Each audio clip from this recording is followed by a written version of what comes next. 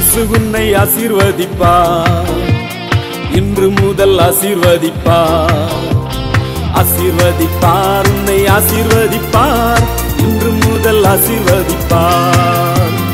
ஆசீர்வதிப்பார், உன்னை ஆசீர்வதிப்பார், இன்று முதல் ஆசீர்வதிப்பார். 1 கொரிந்தியர் 16ஆம் அதிகாரம் 13வது வசனத்தை எல்லாரும் எடுத்து சேர்ந்து வாசிப்போம். 1 கொரிந்தியர் 16ஆம் அதிகாரம் 13வது வசனம். விழித்திருங்கள், விசுவாசத்திலே நிலைத்திருங்கள், புருஷராயிருங்கள், திடன் கொள்ளுங்கள். மறுபடியும் படிப்போம். விழித்திருங்கள், விசுவாசத்திலே நிலைத்திருங்கள், புருஷராயிருங்கள், திடன் கொள்ளுங்கள். ஸ்தோத்திரம். இதுல விழித்திருங்கள், எதற்காக நாம் விழித்திருக்கணும்? ஏன் விழித்திருக்க வேண்டும்? விழிப்புள்ள ஒரு ஜீவியத்தை நாம் செய்ய தேவன் நம்மை அழைத்திருக்கிறார் என்று சொல்லி அந்த காரியங்களை நாம் தியானிக்க போறோம். விழித்திருங்கள். ஸ்தோத்திரம். Watch ye stand fast in the faith, quit you like men, be strong. விழித்திருங்கள், விசுவாசத்திலே நிலைத்திருங்கள், புருஷராயிருங்கள், திடன் கொள்ளுங்கள். விழிப்புள்ள ஒரு ஜீவியம் செய்கிறவர்களாக ஒரு தேவனுடைய பிள்ளை காணப்பட வேண்டும். ஸ்தோத்திரம். மனுஷகுமாரன் ஆண்டவராகிய இயேசு கிறிஸ்து பாவிகளை ரட்சிக்க இந்த உலகத்தில் கிறிஸ்து இயேசு வந்தார் என்று சொல்லி வேதவசனம் சொல்லுகிறது. அந்த ஆண்டவராகிய இயேசு கிறிஸ்து கல்வாரி சிலுவையில் 2000 ஆண்டுகளுக்கு முன்பாக இந்த உலகத்தில் எல்லா மனிதனுக்காக இரத்தம் சிந்தி சிலுவையில் மரித்து உயிர்த்தெழுந்தார். அவர் உயிர்த்தெழுவதற்கு முன்பாக அவர் சொன்னதான அநேக காரியங்கள் உண்டு. அதுல ஒரு காரியம், ஸ்தோத்திரம், மனுஷகுமாரன் வரும் நாளையாவது நாளிகையாவது நீங்கள் அறியாதிருக்கிறபடியால் விழித்திருங்கள் என்று சொல்லி இருக்கிறார். மத்தேயு 25ஆம் அதிகாரம் 14-15 வசனங்களை வாசிங்க. அன்றியும் பரலோக ராஜ்யம் புறதேசத்துக்கு பிரயாணமாய் போகிற ஒரு மனுஷன், தூர தேசத்துக்கு பிரயாணமாய் போகிற ஒரு மனுஷன் தன் ஊழியக்காரரை அழைத்து தன் ஆஸ்திகளை அவர்கள் வசமாய் ஒப்பு கொடுத்தது போல இருக்கிறது. அவனவனுடைய திறமைக்கு தக்கதாக ஒருவனிடத்தில் 5 தாலந்தும், ஒருவரிடத்தில் 2 தாலந்தும், ஒருவனிடத்தில் 2 தாலந்தும், ஒருவனிடத்தில் 1 தாலந்துமாக கொடுத்து உடனே பிரயாணப்பட்டு போனான். பாருங்க, ஆண்டவராகிய இயேசு கிறிஸ்து பரலோக ராஜ்யத்தை குறித்து இங்கே சொல்லுகிறதை பார்க்கிறோம். எஜமான் என்ன செய்தாராம்? தூர தேசத்துக்கு போகும்போது அவனவனுடைய திறமைக்கு தக்கதாக ஒருவனிடத்தில் 5 தாலந்தும், ஒருவனிடத்தில் 2 தாலந்தும், ஒருவனிடத்தில் 1 தாலந்தும் கொடுத்து உடனே பிரயாணப்பட்டு போனான். பரலோக ராஜ்யத்துக்கு இந்த சம்பவத்தை தேவன் ஒப்பிட்டு சொல்லுகிறதை பார்க்கிறோம். இப்போ 5 தாலந்து, 2 தாலந்து, 1 தாலந்து. உங்களுக்கு எல்லாருக்கும் தெரியும், 5 தாலந்து வாங்கினவன் என்ன பண்ணா? 10 தாலந்தா மாத்தினான். 2 தாலந்து வாங்கினவன், 1 தாலந்து வாங்கினவன் நிலத்தில் என்ன செய்தாரு? புதைத்து வைத்தார் அப்படின்னு சொல்லி வசனத்தில் நாம் பார்க்க முடிகிறது. பாருங்க, நெடுங்காலம் சென்ற பின்பு எஜமான் திடீரென்று வருகிறார். 3 பேர்கிட்டையும் கணக்கு கேட்கும்போது முதல் 2 நபர்கள் வந்து சந்தோஷத்தோடு எஜமானிடத்தில் கணக்கு ஒப்புவிக்கிறார்கள். கடைசி நபர் 1 தாலந்தை வாங்கினவர் எஜமானிடத்தில் சரியான ஒரு பதில் சொல்ல, எஜமானே நீங்க ரொம்ப கடின இருதயம் உள்ள ஒரு ஆளு, எனவே நான் பயந்து போய் அந்த தாளந்தை புதைத்து வைத்தேன் அப்படின்னு சொல்லி அசால்ட்டா பதில் சொன்னான். ஸ்தோத்திரம். இன்னைக்கு நிறைய பேருடைய வாழ்க்கையில சாக்கு போக்கு சொல்லியே காலத்தை கழிக்கிற ஜனங்கள் நிறைய பேர் இருக்கிறார்கள். அதுபோலதான் அந்த மனிதன் பாருங்க, 1 தாலந்தை வாங்கிட்டு மற்ற 2 பேரை போல கொடுத்த அந்த தாளந்தை பயன்படுத்தாதபடிக்கு செயல்பட்டு கடைசியில அவனே அந்த எஜமான் என்ன சொன்னாரு? ஸ்தோத்திரம். 25ஆம் அதிகாரம் 24-25 1 தாலந்தை வாங்கினவன் வந்து, ஆண்டவனே நீர் விதைக்காத இடத்தில் அறுக்கிறவனும் தெளிக்காத இடத்தில் சேர்க்கிறவருமான கடினம் உள்ள மனுஷன் என்று அறிவேன். ஆகையால் நான் பயந்து போய் உமது தாளந்தை நிலத்தில் புதைத்து வைத்தேன். இதோ உம்முடையதை வாங்கிக் கொள்ளும் என்றான். அவனுடைய எஜமான் பிரதித்திரமாக, பொல்லாதவனும் சோம்பலுமான ஊழியக்காரனே, நான் விதைக்காத இடத்தில் அறுக்கிறவன் என்றும் தெளிக்காத இடத்தில் சேர்க்கிறவன் என்றும் அறிந்திருந்தாயே. அப்படியானால் நீ என் பணத்தை காசுக்காரர் வசத்தில் போட்டு வைக்க வேண்டியதாக இருந்தது என்று சொல்லி ஸ்தோத்திரம். அவனுடைய தாளந்தை 28ஆம் வசனத்திலே அவனுடைய ஒரு தாளந்தை எடுத்து அதிகமாய் தாளந்து உள்ளவனுக்கு கொடுத்தது மாத்திரமல்லாதபடிக்கு 30-31 வசனத்தில் படிக்கும்போது, பிரயோஜனமற்ற ஊழியக்காரனாகிய இவனை புறம்பான இருளில் தள்ளி போடுங்கள், அங்கே அழுகையும் பற்கடிப்பும் உண்டாயிருக்கும் என்று சொல்லி சொல்லுகிறார். அன்றியும் மனுஷகுமாரன் தமது மகிமை பொருந்தினவராய் சகல பரிசுத்த தூதரோடும் கூட வரும்போது தமது மகிமையுள்ள சிங்காசனத்தில் வீற்றிருப்பார். அப்பொழுது சகல ஜனங்களும் அவருக்கு முன்பாக சேர்க்கப்படுவார். இவர்கள் மேய்ப்பனானவர் செம்மறியாடுகளையும் வெள்ளாடுகளையும் வெவ்வேறாக பிரிக்கிறது போல அவர்களை அவர் பிரிப்பார் என்று சொல்லி சொல்லப்பட்டிருக்கிறது. ஆண்டவராகிய இயேசு கிறிஸ்து பாருங்க, மனுஷகுமாரன் வருகிற வேலையை நீங்க அறியாதிருக்கிறபடியால் விழித்திருங்க. எஜமான் போனாரு, ஒப்பு கொடுத்து எப்போ வருவார்னு சொல்லி தெரியாது. ஆனால் 2 பேர் நல்லாதான் அவங்க எஜமானுடைய பொறுப்பில் உண்மையுள்ளவர்களாக இருந்தார்கள். ஒரு ஆள் சரியில்லை, அவனை அழுகையும் பற்கடிப்பும் உள்ள இடத்துல புறம்பான இருளிலே தள்ளி போட்டார்கள். ஸ்தோத்திர. ஆண்டவராக இயேசு கிறிஸ்து வருவேன் என்று சொல்லி சொன்னவர் அவர் சீக்கிரமாய் வரப்போகிறார். அவரை சந்திக்க நாம் விழிப்புள்ளவர்களாக, அவர் சொன்னபடி நாம் விழிப்புள்ள ஒரு ஜீவியம் செய்கிற மக்களாக காணப்பட வேண்டும். அல்லேலூயா, ஸ்தோத்திரம். இயேசு எப்போ வருவாரோ தெரியல, நம்ம பாட்டுக்கு நம்ம வாழ்கிற மாதிரியே இருப்போம். ஸ்தோத்திரம். சர்ச்சில் வருவோம், கேட்குற மாதிரியே கேட்போம், ஆனால் வெளியே போய் நம்ம இருக்கிற மாதிரியே இருப்போம் அப்படின்னு சொல்லி இருந்தீங்கன்னா உங்களுடைய வாழ்க்கையில் ஒரு தாளந்தை வாங்கினவன் புறம்பான இருளிலே தள்ளப்பட்டு அவன் வேதனைப்பட்டது போல நம்முடைய வாழ்க்கையில் காணப்படும். பரலோக ராஜ்யத்தை இழந்து போகிறவர்களாய் நாம் காணப்படுவோம். மத்தேயு 24ஆம் அதிகாரம் 42ஆம் வசனத்தையும் 44ஆம் வசனத்தையும் படிங்க. உங்கள் ஆண்டவர் என்ன நாளிலே வருவார் என்று நீங்கள் அறியாதிருக்கிறபடியால் விழித்திருங்கள். நீங்கள் நினையாத நாழிகையிலே மனுஷகுமாரன் வருவார். நினையாத நாளிகையில மனுஷகுமாரன் வருவார். ஆதலால் நீங்களும் ஆயத்தமாயிருங்கள். நீங்களும் ஆயத்தமாய் இருங்கள். ஸ்தோத்திரம்.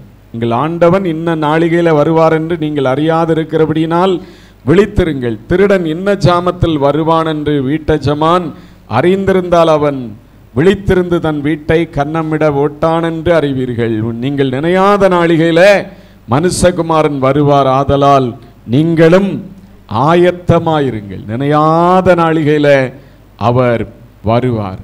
ஸ்தோத்திரம். அவரை நாம் பார்க்க அவருக்கு ஆயத்தமாக விழிப்புள்ள ஒரு ஜீவியம் செய்ய ஸ்தோத்திரம். நம்முடைய வாழ்க்கையில் இன்னைக்கு இந்த ஞாயிற்றுக்கிழமையில் ஒப்பு கொடுக்க வேண்டியவர்களாக இருக்கிறோம். கிறிஸ்துவுக்காக பிரகாசிக்க ஒரு விழிப்புள்ள பாவம் நம்மை மேற்கொள்ளாதபடிக்கு பரிசுத்தமாய் தேவ வார்த்தையை கை கொண்டு நாம் ஒரு விழிப்புள்ளவர்களாக காணப்பட வேண்டும். பிசாசானவன் எப்படியாகிலும் இந்த நாட்களில் தெரிந்து கொள்ளப்பட்டவர்களையும் ரட்சிக்கப்பட்ட ஜனங்களையும் எப்படியாகிலும் அவர்கள் விசுவாசத்திலிருந்து நீங்க செய்ய வேண்டும் என்று சொல்லி வகை தேடி அலைகிற நாட்களாயிருக்கிறது. இந்த நாட்களில் ஸ்தோத்திரம், தேவ பிள்ளைகளாகிய ஒவ்வொருடைய வாழ்க்கையிலும் நாம் விழிப்புள்ள அனுபவம் உள்ளவர்களாக இருக்கணும். ஸ்தோத்திரம்.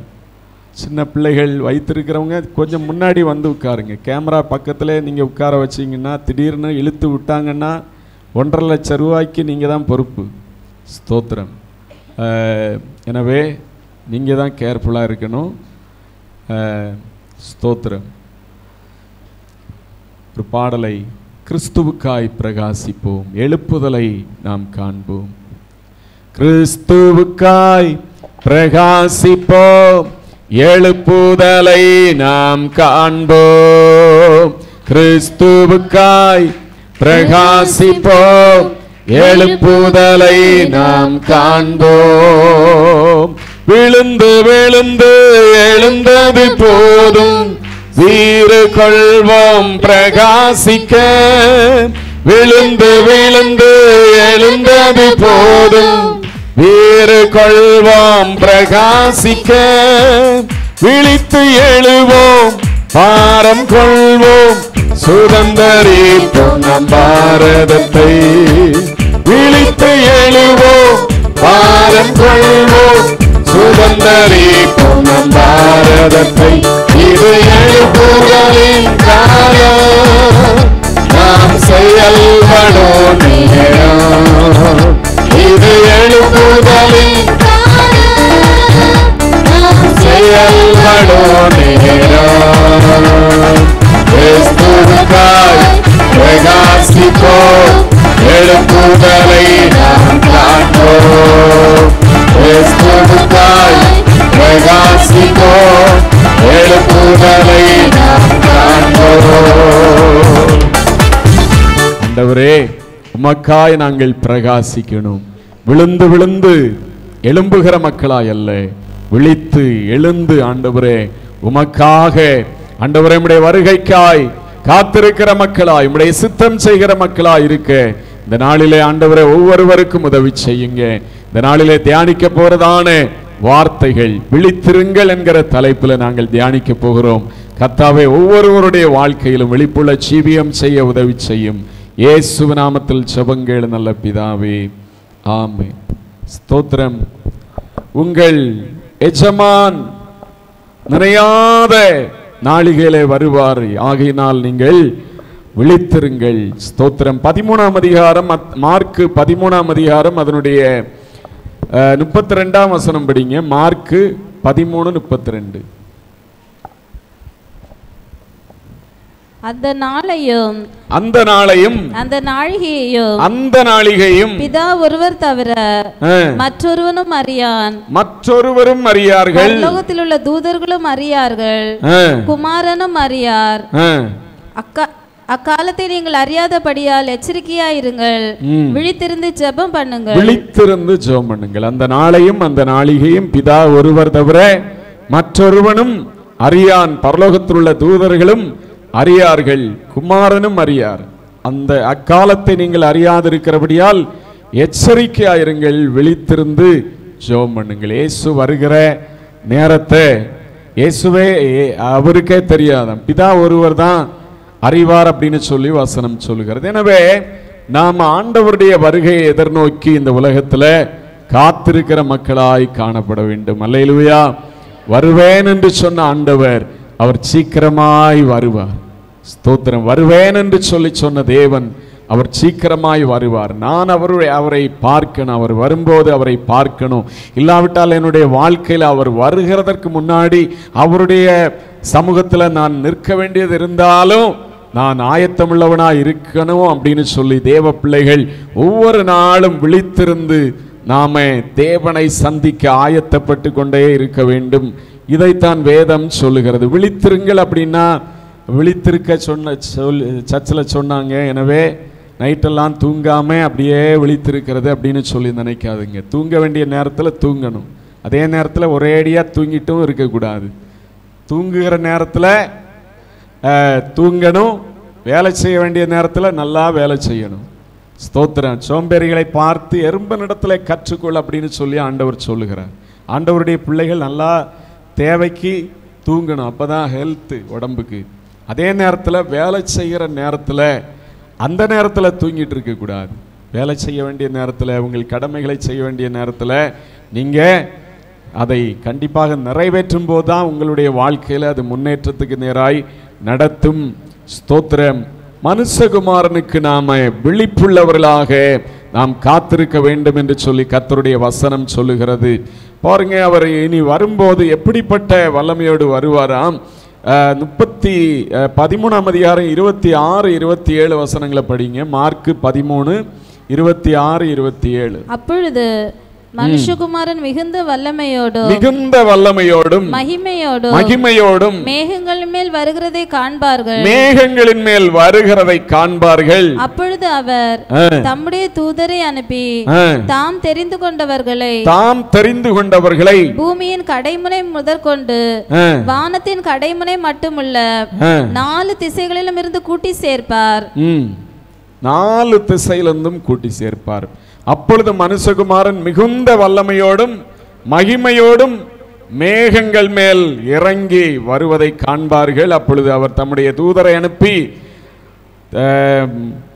வானத்தின் தூதரை அனுப்பி தாம் தெரிந்து கொண்டவர்களை, யாரெல்லாம் ஆண்டவருடைய வருகைக்கு காத்திருக்கிறார்களோ, ஆயத்தமாயிருக்கிறார்களோ, தெரிந்து கொண்ட அவர்களை பூமியின் கடைமுனை முதற்கொண்டு வானத்தின் கடைமுனை மட்டுமுள்ள 4 திசைகளிலிருந்தும் கூட்டி சேர்ப்பார் என்று சொல்லி ஆண்டவருடைய வார்த்தை சொல்லுகிறது. ஸ்தோத்திரன். தேவன் வரும்போது பாருங்க, உலகத்தின் எல்லா இடங்களிலிருந்தும் அவருக்காய் காத்திருக்கிற தேவனுடைய பிள்ளைகள் சேர்த்து கொள்ளப்படுவார்கள்.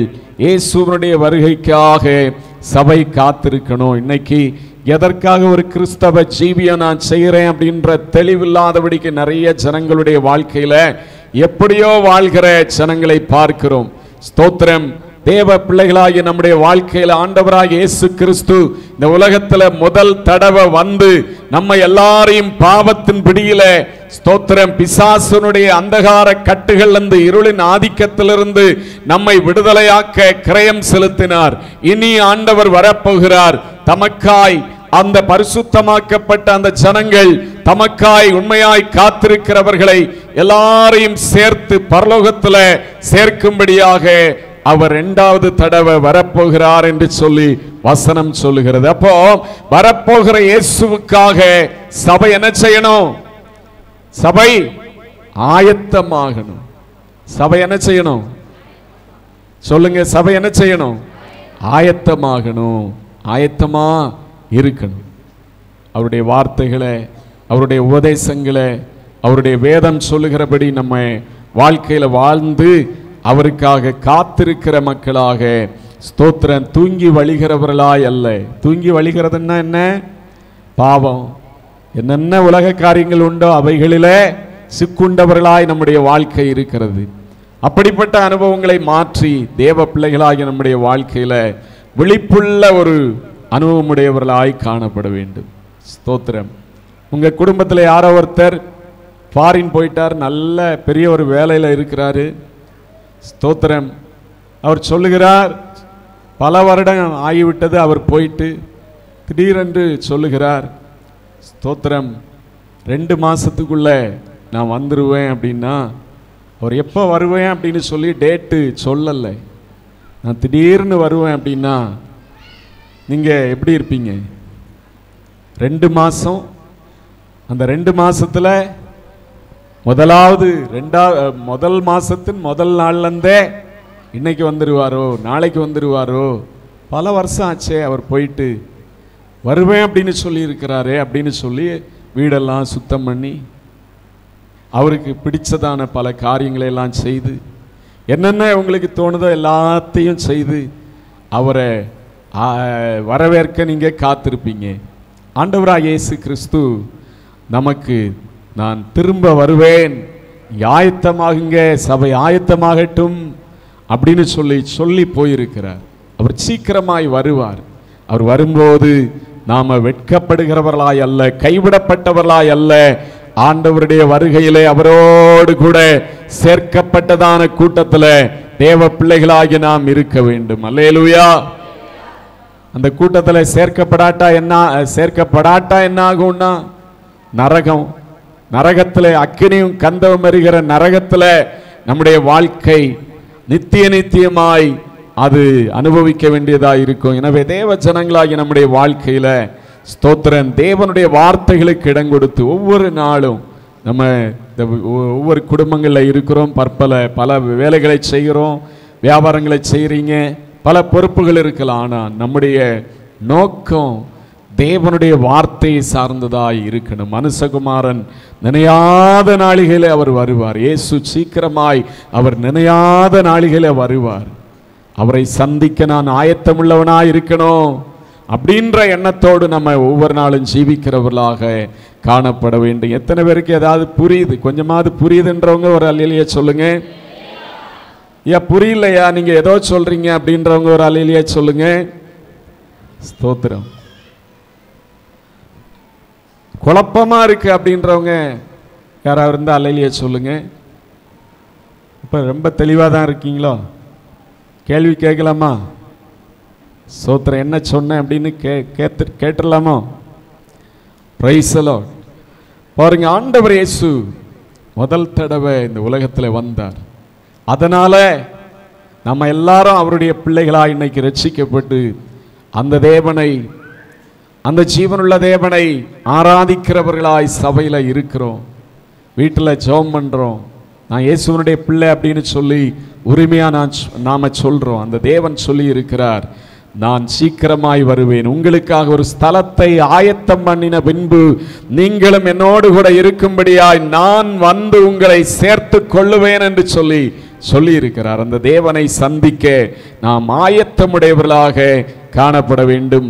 விழிப்புள்ள ஜீவியம் செய்கிறவர்களாக இருக்க வேண்டும். அவரை சந்திக்க நம்ம செய்ய வேண்டிய சில காரியங்களை இந்த வேளையில் நாம் கொஞ்ச நேரம் தியானிக்க போகிறோம். ஆண்டவர் இயேசு வரப்போகிறார், விழித்திருங்கள்.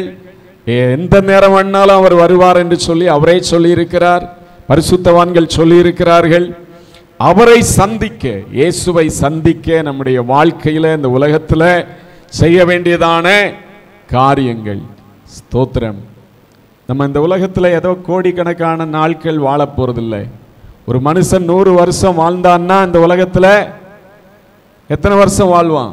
எத்தனை நாட்கள் வாழ்வான்? 36,500 நாட்கள் தான்.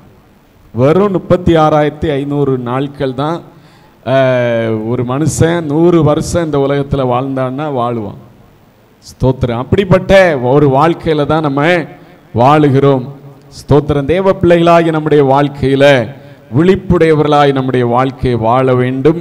அவரை சந்திக்க நாம் செய்ய வேண்டிய காரியம், பாவம் செய்யாதபடிக்கு நாம் விழித்து கொண்டிருக்க வேண்டும். பாவத்துக்கு இடம் கொடுக்காதபடிக்கு நாம் விழித்து கொண்டிருக்கணும். என்ன செய்யணும்? பாவம் செய்யாதபடிக்கு விழித்து கொண்டிருக்க வேண்டும். விழித்திருங்கள் அப்படின்றது ஸ்தோத்திரம். நம்ம சில வேளை விழித்திருந்து, இரவு நேரத்தில் விழித்திருந்து 1 மணி நேரம் ஜெபிக்கிறேன், 2 மணி நேரம் ஜெபிக்கிறேன், அது ஒரு விழிப்பு. அதே நேரத்தில் பாவம் செய்யாதபடிக்கு ஒரு விழிப்புள்ள அனுபவத்தோடு, ஸ்தோத்திரம், கொஞ்சம் கவனத்தோடு நம்முடைய வாழ்க்கையில் கிறிஸ்தவ வாழ்க்கையை வாழுகிறவர்களாய் இருக்க வேண்டும். 1 கொரிந்தியர் 15ஆம் அதிகாரம் 34வது வசனம் படிங்க. 1 கொரிந்தியர் 15:34. நீங்கள் பாவம் செய்யாமல் நீதிக்கேற்க விழித்துக்கொண்டு தெளிந்தவர்களாயிருங்கள். பாவம் செய்யாதபடிக்கு எப்படி இருக்கணுமா? விழித்துக்கொண்டு தெளிந்தவர்களாய் இருங்க. படிங்க. சிலர் தேவனை பற்றி அறிவில்லாதவர்களாய் இருக்கிறார்களே, உங்களுக்கு வெட்கம் உண்டாக இதை சொல்லுகிறேன். நீங்கள் பாவம் செய்யாமல் நீதி கேட்க விழித்துக்கொண்டு தெளிந்தவர்களாயிருங்கள். பாவம் செய்யாதபடிக்கு ஒரு விழிப்புள்ள ஜீவியம் செய்கிறவர்களாக நாம் இருக்க வேண்டும். தெளிவுள்ளவர்களாக இருக்க வேண்டும். சிலர் தேவனை பற்றி அறிவில்லாதிருக்கிறார்களே. நாட்களில் தேவனை பற்றி அறிந்தவர்களாய் நாம் இருக்கிறோமா? இல்லாவிட்டால் அறிவற்றவர்களாய் இருக்கிறோமா? கிறிஸ்தவ வாழ்க்கையில நாம் எப்படிப்பட்டவர்களாய் இருக்க வேண்டும், வாழ வேண்டும் என்கிற காரியங்களை அறிந்தவர்களாய் இருக்கிறோமா?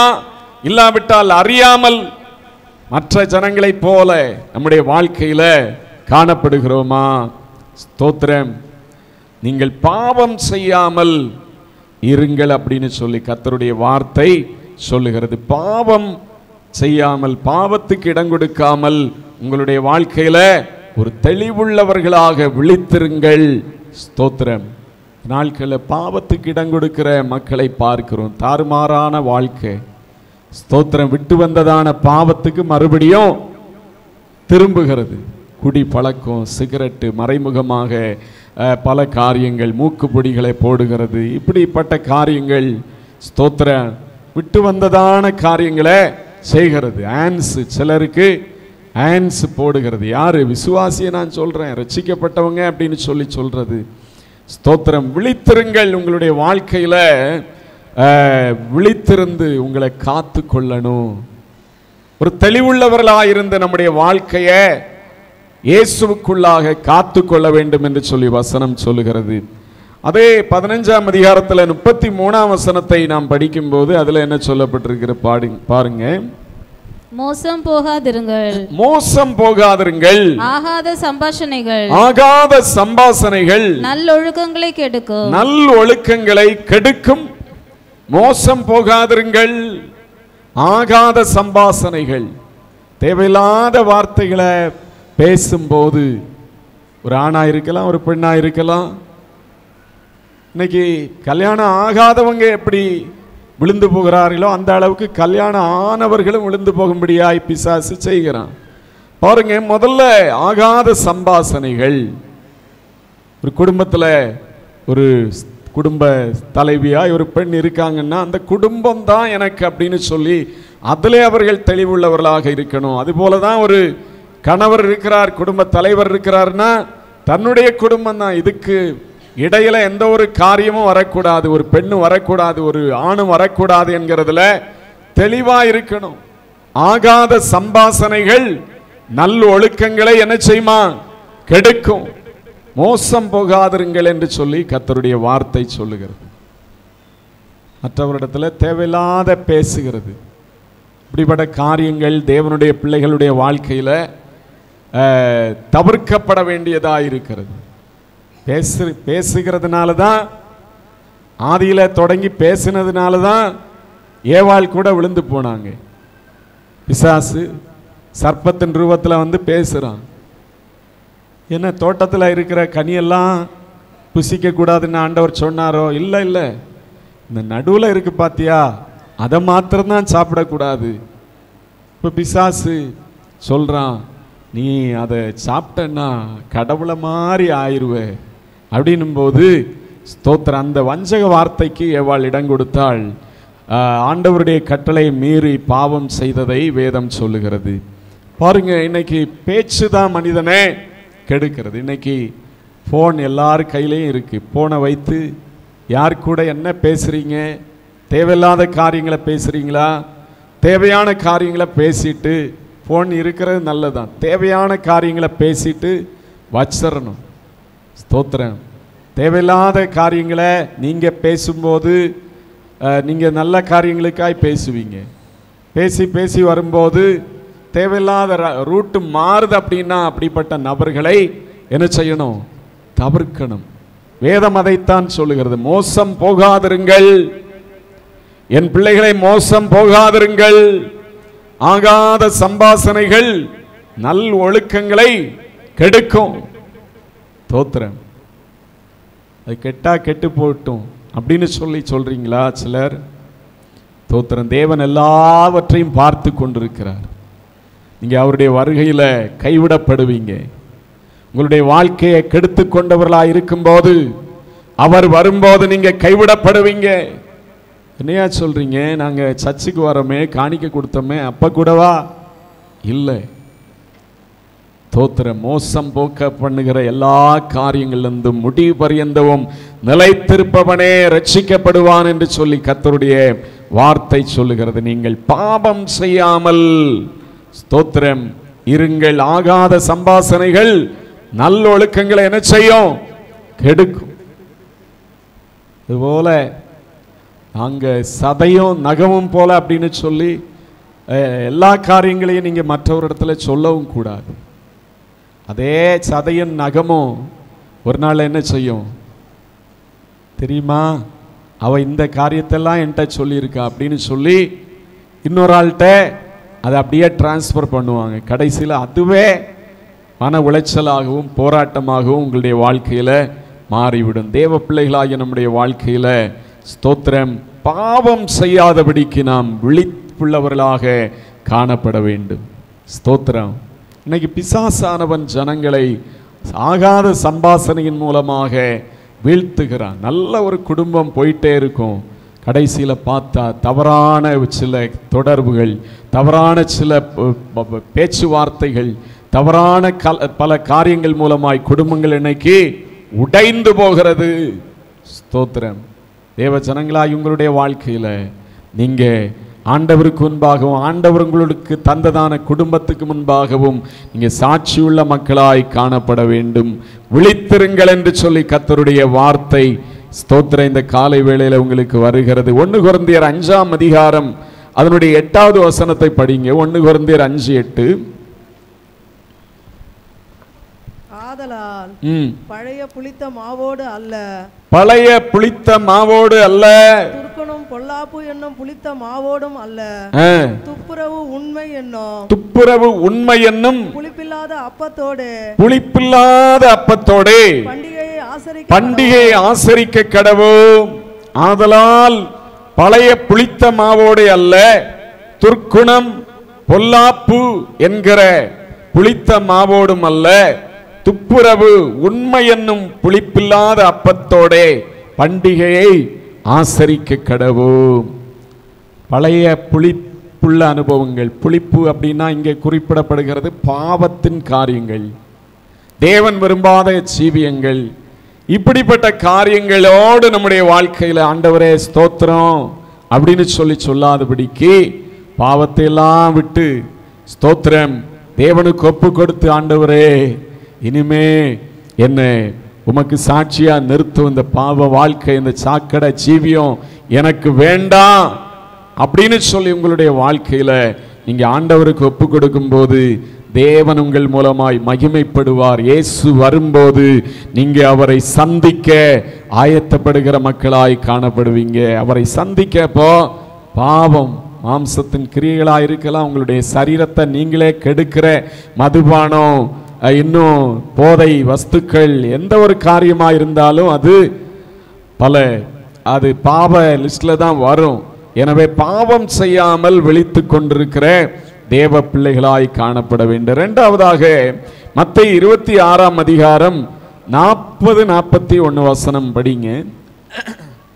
நாம் அவரை சந்திக்க விழித்திருந்து ஜெபம் பண்ண வேண்டும். இரண்டாவதாக விழித்திருந்து ஜெபம் பண்ண வேண்டும். பின்பு அவர் சீஷர்களிடத்தில் வந்து அவர்கள் நித்திரை பண்ணுகிறதை கண்டு பேதுருவை நோக்கி நீங்கள் 1 மணி நேரமாவது என்னோடு கூட விழித்திருக்க கூடாதா?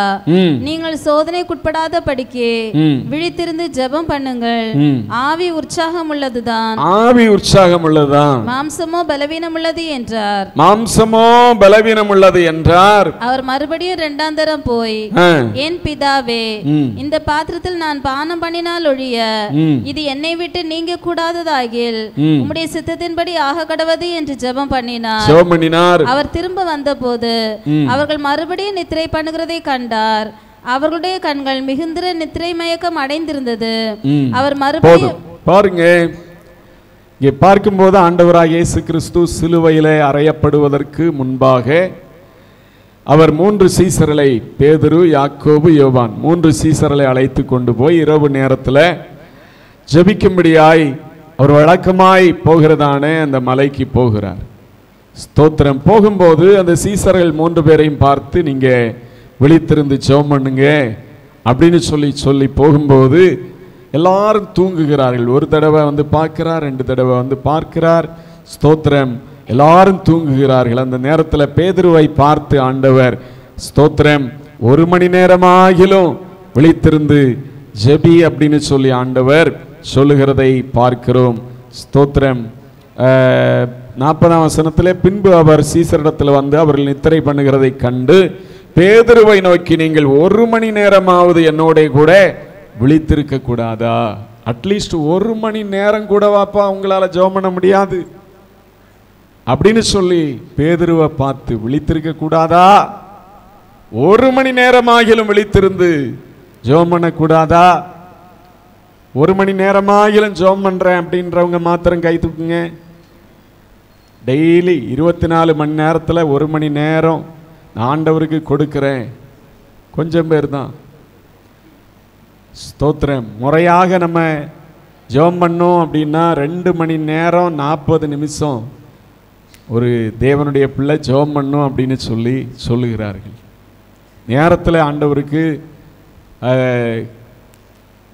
தசம பாகம் போல நேரத்தில் ஆண்டவருக்கு நேரத்தை கொடுக்கும்போது 2 மணி நேரம் 40 நிமிஷம் நம்ம ஜெபம் பண்ணணும். 1 மணி நேரம் யாரெல்லாம் ஜெபம் பண்ணுறீங்கன்னாலே ஒரு 4-5 பேர் தான் கை தூக்குறீங்க. தேவ ஜனங்களாகிய நம்முடைய வாழ்க்கையில் விழித்திருந்து செபிக்கிறவர்களாக காணப்பட வேண்டும். நாம இயேசுவை சீக்கிரம் வரப்போகிறதான இயேசுவை சந்திக்க ஆயத்தப்பட 1 மணி நேரமாகிலும் நாம் ஆண்டவரோடு விழித்திருந்து ஜெபிக்கிற மக்களாக காணப்பட வேண்டும். இன்னைக்கு ஜெபம் இல்லாத ஜீவியம் உங்களுடைய வாழ்க்கையில இருக்கிறதுன்னா அதை மாற்றி போடுங்க. ஆண்டவரே, நான் ஜெபிக்க எனக்கு உதவி செய்யும் அப்படின்னு சொல்லி இன்னையிலிருந்து ஜெபிக்க ஆரம்பிங்க. ஜெபிங்க. என்ன ஜெபிக்கிறது தெரியலையா? குடும்பத்துக்காக ஜெபம் பண்ணுங்க, பிள்ளைகளுக்காக ஜெபம் பண்ணுங்க, சபைக்காக ஜெபம் பண்ணுங்க, உங்கள் தெருவில் இருக்கிற ஜனங்களுக்காக ஜெபம் பண்ணுங்க, குடிகாரர்களுக்காக ஜெபம் பண்ணுங்க. உங்கள் சொந்த பந்தங்கள் எத்தனையோ பேர் ரட்சிக்கப்படாமல் இருக்கிறாங்க, அவங்க பரலோகத்துக்கு வரணும் அப்படின்னு சொல்லி ஜெபம் பண்ணுங்க. ஸ்தோத்திரம். ஜெபிக்க ஆரம்பித்தீங்கன்னா, ஒரு ப்ராப்பரான நேரத்தை வைத்து ஜெபிக்க ஆரம்பித்தீங்கன்னா உங்களுக்கு நேரம்தான் பத்தாது, ஜெபிக்க நிறைய காரியங்கள் இருக்கும். ஸ்தோத்திரம். இயேசு கேட்கிறார் பேதுருவிடத்துல, 1 மணி நேரம் கூடவா முடியல பேதுரு? பேசும்போது மாத்திரம், ஆண்டவரே நீர் ஜீவனுள்ள தேவன், ஜீவ வசனங்கள் உம்மிடத்திலே தானே உண்டு அப்படின்னு சொன்ன பேதுருவை பார்த்து ஆண்டவர் இப்ப கேட்கிறார், ஜெப வேளையில 1 மணி நேரம் கூட ஜெபிக்கலையப்பா, ஜெபம் பண்ணலாமே, சோதனை பெரிய சோதனை உனக்கு முன்னாடி இருக்கிறதே, ஜெபிக்கலாமே. ஆண்டவர் அறிந்திருந்தார் பேதுருவுக்கு வரப்போற சோதனையை. சேவல் கூறதுக்கு முன்னாடி ஐயா 3 தரம் மறுதலிக்க போறார். பேதுரு, ஜெபிக்க கூடாதா? ஸ்தோத்திரம். இந்த நாட்களில் எத்தனை தடவை ஆண்டவரை நம்ம உங்க வாழ்க்கையின் மூலமாய், வாழ்க்கையின் செயல்பாடுகள் மூலமாய், பேச்சின் மூலமாய், ஜீவியத்தின் மூலமாய் இன்னைக்கு உங்களுடைய வாழ்க்கையில மறுதலிக்கிற பேதுருக்களை போல இருக்கிறீங்க. காரணம் ஏன்? பயம். விழித்திருக்க முடியல, ஜெபிக்க முடியல. இன்னைக்கு உங்களுடைய வாழ்க்கையில ஜெப ஜீவியம் கண்டிப்பாக அவசியமானது என்பதை அறிந்து கொள்ள வேண்டும். மார்க் 14ஆம் அதிகாரம் 37-38 வசனம் படிங்க.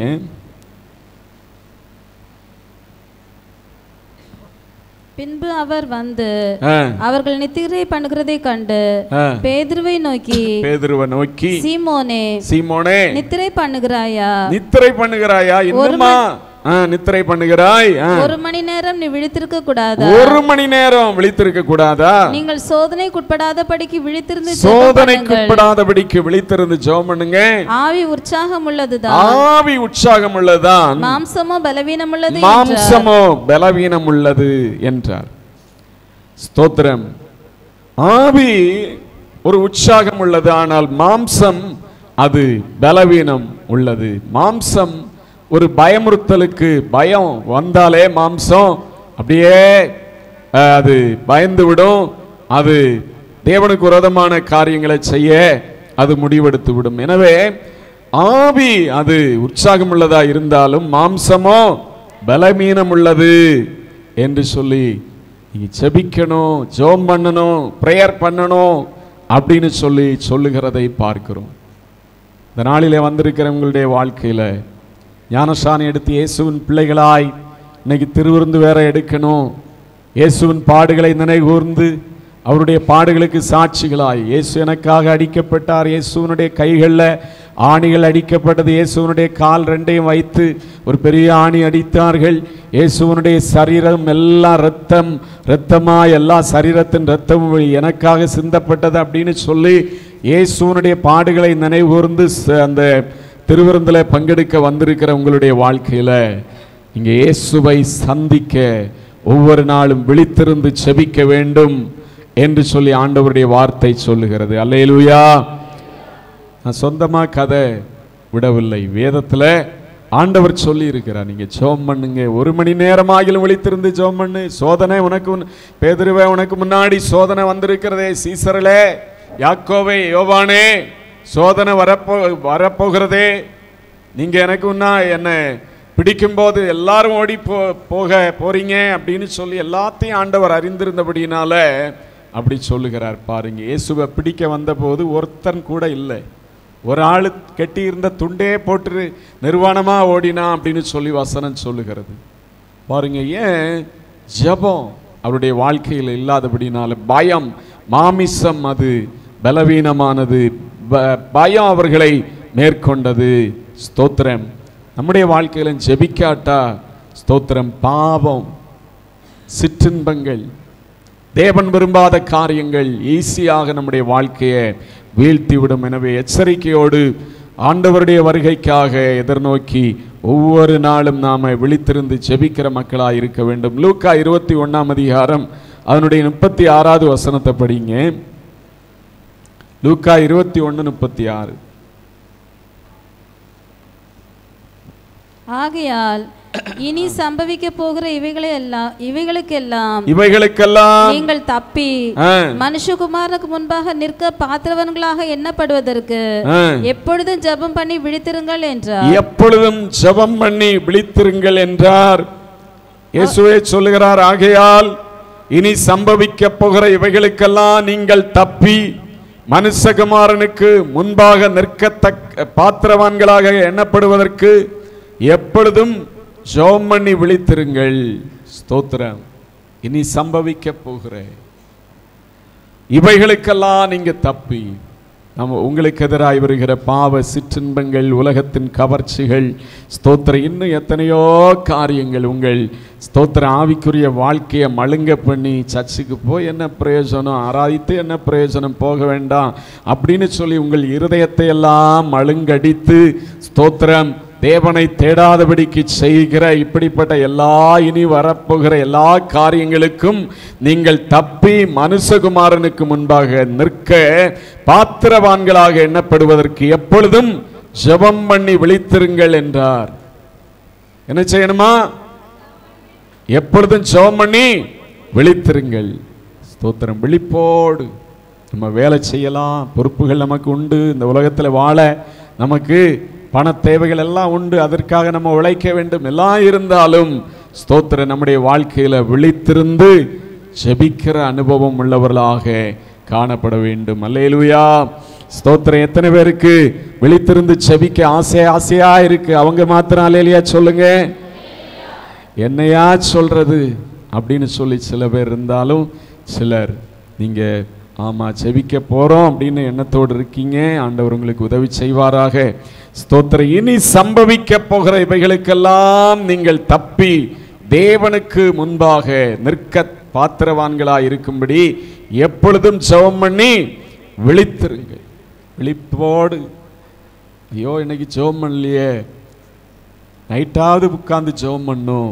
ஐயோ காலையில் ஜெபம் பண்ணாம எழும்பி ஆடு மாடு மாதிரி வேலைக்கு போயிட்டோமே, மத்தியான நேரம் கிடைக்கும் போதாவது ஜெபம் பண்ணும்.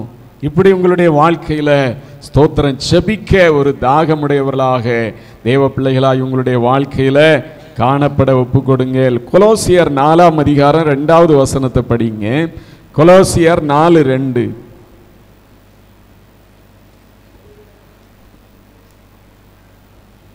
இடைவிடாமல் ஜெபம் பண்ணுங்கள். இடைவிடாமல் ஜெபம் பண்ணுங்கள். ஸ்தோத்திரத்துடன் ஜெபத்தில் விழித்திருங்கள். ஸ்தோத்திரத்துடன் ஜெபத்தில் விழித்திருங்கள். இடைவிடாமல் ஜெபம் பண்ணுங்க அப்படின்னா என்ன அர்த்தம்? எப்போதுமே ஜெபம் பண்ணா போதுமா? வேலைக்கெல்லாம் போக வேண்டாமா? சமையல் பண்ண வேண்டாமா? ஸ்தோத்திரம் தூங்க வேண்டாமா? இடைவிடாமல் ஜெபம் பண்ணுங்கன்னா என்ன அர்த்தம்னா டெய்லி ஜெபம் பண்ணுங்க. காலையில் ஜெபம் பண்ணுறியா? டெய்லி ஜெபம் பண்ணு. ஏதோ 6 மாதத்துக்கு ஒரு வாட்டி ஜெபம் பண்ணிட்டு ஸ்தோத்திரம் ஜெபம் பண்ணிட்டேன், இதோட எப்போ ஜெபம் பண்ணுவேன்னு தெரியாது அப்படின்னு அல்ல. ஒவ்வொரு நாளும் அப்பாவுடைய சமூகத்தில் அதிகாலையில் நான் எழும்பி ஜெபம் பண்ணுவேன். இடைவிடாமல் அந்த ஜெபம் என் வாழ்க்கையில் இருக்கும். மத்தியானம் எனக்கு நேரம் கிடைக்கிறது, தேவ சமூகத்தில் கொஞ்ச நேரம் ஆகிலும் ஜெபம் பண்ணுவேன். இரவு நேரத்தில் இடைவிடாமல் ஜெபிக்க ஒவ்வொரு நாளும் அப்பாவுடைய சமூகத்தில் ஸ்தோத்திரம் ஜெபம் பண்ணிட்டு தான் சாப்பிடுவோம், இல்லாட்டா சாப்பிட்ட அப்புறம் ஜெபம் பண்ணுவோம். இப்படி இடைவிடாமல் நம்முடைய வாழ்க்கையில ஜெப ஜீவியம் காணப்பட வேண்டும். ஜெப வாழ்க்கை கிறிஸ்தவ வாழ்க்கையில ரொம்ப முக்கியம். இனி வரப்போகிற இவைகளுக்கெல்லாம் தப்பி நாம் மனுஷகுமாரனை அவரை சந்திக்க ஆயத்தமுடையவர்களாய் இருக்க எப்பொழுதும் ஜெபம் பண்ணி விழித்திருக்கணும். ஸ்தோத்திரம். விழிப்புள்ள அனுபவம் உடையவர்களாய் தேவ பிள்ளைகள் இருக்க வேண்டும். கடைசியாக எபேசியர் 6ஆம் அதிகாரம் 18ஆம் வசனம் படிங்க. எந்த சமயத்திலும் சகலவிதமான வேண்டுதலோடும் விண்ணப்பத்தோடும் ஆவியினாலே ஜெபம் பண்ணி என்ன செய்யுங்க? ஜெபம் பண்ணி அதன் பொருட்டு மிகுந்த மன உறுதியோடும் சகல பரிசுத்தவான்களுக்காகவும் பண்ணும் வேண்டுதலோடும் விழித்துக் கொண்டிருங்கள். ஸ்தோத்திரம். எந்த சமயத்திலும் சகலவிதமான வேண்டுதலோடும் விண்ணப்பத்தோடும் ஆவியினாலே ஜெபம் பண்ணி, ஆவியிலே நிறைந்து என்ன செய்யணுமா? ஜெபம் பண்ணி அதன் பொருட்டு மிகுந்த மன உறுதியோடும் சகல பரிசுத்தவான்களுக்காகவும் பண்ணும் வேண்டுதலோடும் விழித்துக் கொண்டிருங்கள். ஸ்தோத்திரம். எந்த சமயத்திலும் என்ன செய்யணும்? சகலவிதமான வேண்டுதலோடும். ஆண்டவரே, நம்முடைய சமூகத்தில் வந்திருக்கிற என்ன ஆசீர்வதியும், என் 2 பிள்ளைகளை ஆசீர்வதியும், வீட்டுக்காரர் ஆசீர்வதியும். ஸ்தோத்திரம். அவங்க நாசமா போட்டோம் அப்படின்னு அல்ல. எந்த சமயத்திலும் ஸ்தோத்திரம் சகல விதமான வேண்டுதலோடும் விண்ணப்பத்தோடும் ஆவியினாலே ஜெபம் பண்ணி அதன் பொருட்டு மிகுந்த மன உறுதியோடும் சகல பரிசுத்தவான்களுக்காகவும் பண்ணும் வேண்டுதலோடும். உங்களுக்கு தெரிந்த ஊழியக்காரர்கள் இருக்கலாம், தெரிந்த நல்ல விசுவாசிகள் இருக்கலாம். ஆண்டவரே, இந்த ஊழியம் செய்கிற அக்கா இன்னும் நல்ல பலத்தோடு ஊழியம் செய்யணும், அந்த பாஸ்டரை ஆசீர்வதிக்கணும், அவருடைய சபையை ஆசீர்வதிக்கணும். இந்த அப்படி தெரிந்த காரியங்களுக்காக எல்லாம் நம்ம என்ன செய்யணுமா? ஜெபிக்கணும் அப்படின்னு சொல்லி கர்த்தருடைய வார்த்தை சொல்லுகிறது. மிகுந்த மன உறுதியோடும் சகல பரிசுத்தவான்களுக்காகவும் பண்ணும் வேண்டுதலோடும் விழித்துக் கொண்டிருங்கள். ஸ்தோத்திரம். ஜெபத்தை குறித்து சிலர் நினைக்கிறது என்னன்னா, நான் எனக்கு விரோதமாய் உள்ளவர்களுக்காக ஜெபம் பண்ணும்போது அவர்கள் நாசமாக போயிடுவாங்க அப்படின்னு சொல்லி சிலர் நினைக்கிறது. ஸ்தோத்திரம். அவர்களுக்காக நம்ம அப்படி ஜெபம் பண்ணக்கூடாது. ஆண்டவரே, அநியாயமாக எங்களுக்கு விரோதமாய் சில காரியங்களை செய்கிறாங்க, நீங்கள் பார்த்துக்கொள்ளும் அப்படின்னு சொல்லி தேவனிடத்தில் ஒப்பு கொடுக்கிறவர்களாக இருக்கணுமே தவிர அவங்க நாசம் போகணும், நீ நாசமாக போயிடுவே அப்படின்னு சொல்லி நம்முடைய வாழ்க்கையில் நாம் சொல்லுகிறவர்களாகவோ ஜெபிக்கிறவர்களாகவோ இருக்கக்கூடாது. அப்படிப்பட்ட ஜெபம் ஆண்டவருக்கு முன்பாக போகும்போது ஆண்டவர் அதை அருவருப்பார். அதை சில நேரம் யார் அதை அப்படி ஜெபம் பண்ணுறாங்களோ அவருடைய வாழ்க்கையில் தான் அது நடக்கிறதா இருக்கும். எனவே ஆண்டவருடைய பிள்ளைகள் செய்கிற ஜெபங்களை குறித்து கூட கவனமாக இருக்கணும். எந்த சமயத்திலும் சகல விதமான வேண்டுதலோடும் விண்ணப்பத்தோடு ஆவியினாலே ஜெபம் பண்ணி, ஆவியின் நிறைவோடு ஆவியின் அனலோடு ஆவியினாலே என்ன செய்யணுமா? ஜெபம் பண்ணி அதன் பொருட்டு மிகுந்த மன உறுதியோடும் சகல பரிசுத்தவான்களுக்காகவும் பண்ணும் வேண்டுதலோடும் விழித்திருங்கள். ஸ்தோத்திரம். பரிசுத்தவான்களும் அவர்களும் காக்கப்படணும். அவர்களும் ஆண்டவருடைய வருகைக்கு ஒரு பெரிய ஊழியக்காரர் இருக்கிறார் அப்படின்னா அவர் சபையை நடத்துகிறார், பல ஊழியங்களை செய்கிறார், அவரும் ஆண்டவருடைய வருகையில் சேர்க்கப்படணும். அவர் இன்னும் அதிகமாக ஆத்துமாக்களை ஆதாயப்படுத்தும் போது தேவனுடைய ராஜ்யத்தில் அநேகர் சேர்க்கப்படுவார்கள். இப்படி நம்முடைய ஜெபம் இப்படிப்பட்டதாய் இருக்க வேண்டும். விழித்திருந்து ஜெபம் பண்ணும். ஆண்டவருடைய வருகையில அவரை சந்திக்க முதல்ல நம்ம பாவம் செய்யாமல் விழித்திருக்கணும். இரண்டாவதாக விழித்திருந்து ஜெபம் பண்ணணும். பாவம் செய்யாதபடிக்கு ஒரு விழிப்போடு கவனத்தோடு. ஸ்தோத்திரம். இதெல்லாம் ஒரு பாவமா? அந்த விசுவாசி எத்தனை வருஷமா சர்ச்சுக்கு போறாங்க, அவங்க இதே செஞ்சிட்டாங்க, நான் இது செய்யறது தப்பா? அப்படியெல்லாம் யோசித்தீங்கன்னா உங்களுடைய வாழ்க்கையில நீங்களே உங்களுக்கு படுகுழிய வெட்டுறீங்கன்னு அர்த்தம். ஸ்தோத்திரம். தேவனுடைய பிள்ளைகளாய் உங்களுடைய வாழ்க்கையில பாவம் செய்யாதபடிக்கு விழித்திருக்கிற மக்களாய் காணப்பட வேண்டும். இயேசு சீக்கிரமாய் வரப்போகிறார். ஆண்டவருடைய பிள்ளைகளாய் உங்களுடைய வாழ்க்கையில விழித்திருந்து ஜெபிக்க வேண்டும். விழிப்புள்ள ஜெபமுடையவர்களாய் இருக்க வேண்டும். இயேசு சீக்கிரமாய் வரப்போகிறார். அவரை சந்திக்க சபை ஆயத்தப்படட்டும். இந்த வேளையில் எல்லாரும் கண்களை மூடுவோம். முழங்கால் படியிட்டு ஆண்டவருடைய சமூகத்தில், கர்த்தாவே, நாங்கள் ஆண்டவரே அப்பா ஸ்தோத்திரம், நினையாத நாளிகளே நீர் வரப்போகிறீர். ஹல்லேலூயா. உம்மை எதிர்நோக்கி ஆண்டவரே ஸ்தோத்திரம் நாங்கள் காத்திருக்கிறவர்களாய் இருக்கணும். கிறிஸ்தவ வாழ்க்கையில இயேசு வரப்போகிறார். அவரை சந்திக்க நான் ஆயத்தப்பட வேண்டும். ஆயத்தமா இருக்கிறேன், இந்த நாளில் நான் ஆயத்தமா இருக்கிறேன் என்கிறதான எண்ணத்தோடு நம்பிக்கையோடு நாங்கள் வாழணும்ப்பா. கிருபைகளை தாரும். இயேசுவை சந்திக்க எங்களுக்கு ஆயத்தம் ஹல்லேலூயா அவசியமா இருக்கிறது. ஆயத்தமுடையவர்களாய் எங்களை மாற்றுங்க. எங்களை ஆயத்தமுடையவர்களாய் மாற்றுங்க. ஆயத்தமுடையவர்களாய் மாற்றுங்கப்பா. கேளுங்க, எல்லாரும் கேளுங்க. ஆயத்தப்படுத்துங்க, எங்களை ஆயத்தப்படுத்துங்க. ஹல்லேலூயா. ஆயத்தப்படுத்துங்கப்பா, எங்களை ஆயத்தப்படுத்துங்கப்பா, எங்களை ஆயத்தப்படுத்துங்கப்பா. ஸ்தோத்திரே. ஹல்லேலூயா, ஹல்லேலூயா. எல்லாரும் வாயத்திறந்து கேளுங்க. ஆண்டவரே, உலகத்தின் பாவங்கள் சிற்றின்பங்களுக்கு நாங்கள் அடிமைப்பட்டவர்களாய் ஒருபோதும் இருக்கக்கூடாது. ஆண்டவரே, ஹல்லேலூயா. ஆண்டவரே, விழிப்புள்ளவர்களாயிருந்து நாங்கள் உலகத்தையும் மாமிசத்தையும் பிசாசையும் மேற்கொள்ளுகிறவர்களாய் இருக்க எங்களுக்கு உதவி செய்யும். ஹல்லேலூயா. ஸ்தோத்திரம் ஆண்டவரே, ஸ்தோத்திரம் ஆண்டவரே, ஸ்தோத்திரம் ஆண்டவரே. ஹல்லேலூயா, ஹல்லேலூயா, ஹல்லேலூயா, ஹல்லேலூயா. ஸ்தோத்திரம் ஆண்டவரே. இயேசுவின் வருகை நெருங்கிடுதே, அவர் சொன்ன வார்த்தைகள் நிறைவேறுதே.